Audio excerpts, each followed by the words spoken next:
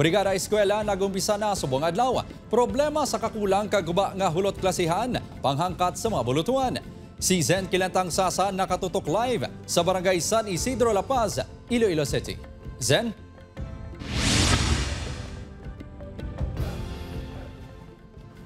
Kim, nagpartisipar ang mga ginikanan kag mga manunudlo sa unang adlaw sang Brigada Eskwela.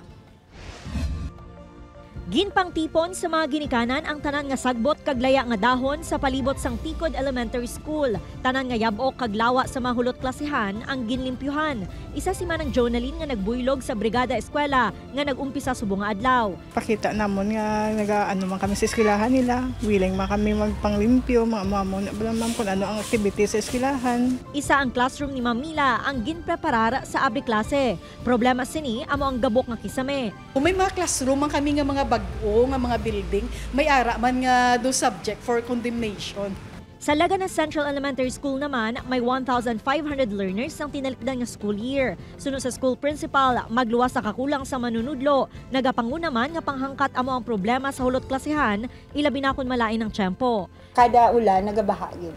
So kinahanglan ginamon classrooms, especially classrooms ani nga do medyo mataas-taas siya nga para miskan magbaha siya, hindi maapektuhan ang mga kabataan kag ang klase.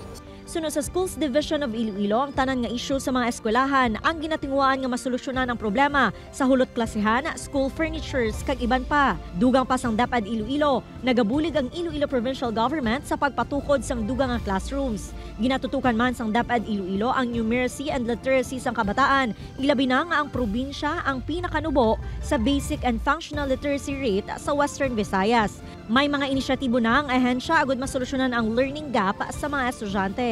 Kag ang school heads naton are constantly coordinating ang mga needs sang aton nga mga nagkalain-lain nga mga eskwelahan sa bilog nga probinsya para nga ma-provide if not ma-mitigate or mabuhin-buhinan ang problema or concerns sang aton sini nga mga eskwelahan. Sa Efegenio Enrica Lizares Memorial School sa Talisay City, Negros Occidental, nagbuligay man ang mga manunudlo kag ginikanan sa pagpaninlo kag pagpamintas ang classrooms kag pagkayos sang guba nga mga pulungkuan kag iban pa nga gamit sa hulot klasihan.